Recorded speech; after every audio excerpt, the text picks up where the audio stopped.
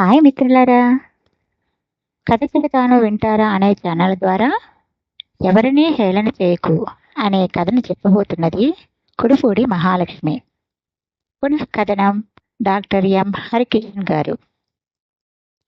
ఒక కంపెనీలో ఇంజనీర్లు చాలా కష్టపడి ఒక కొత్త కారు తయారు చేశారు. ఆ కారు ఒక కోటీశ్వరునికి చాలా బాగా నచ్చింది.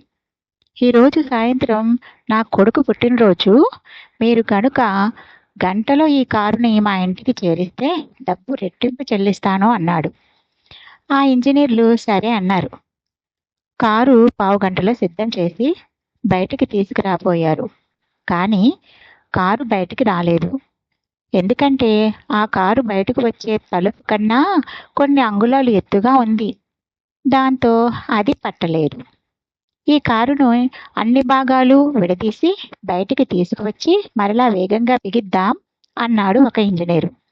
దానికి సమయం సరిపోదు, అలాగే బయటికి లాక్కొని రండి, పైన నొక్కుకుపోయిన భాగాన్ని వెంటనే సరిచేద్దాం అన్నాడు ఇంకో ఇంజనీరు. కానీ ఇవేవీ గంటలో పూర్తి కావు. అందరూ తలలు పట్టుకున్నారు.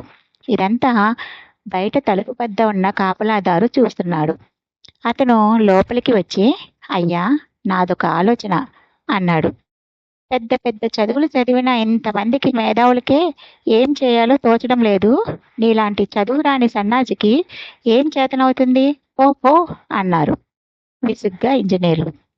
అంతలో ఆ కార్ల యజమాని అక్కడికి వచ్చాడు.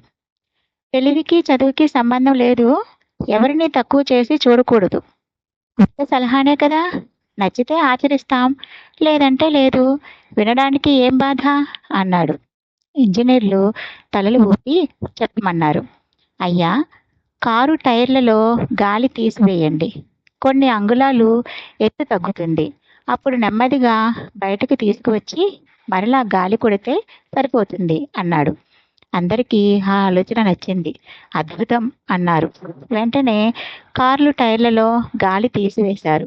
సరిగ్గా పట్టింది, బయటకు వచ్చింది. సమయానికి కోటేశ్వరుని వద్దకు చేరింది. కథ బాగుందా మిత్రులారా?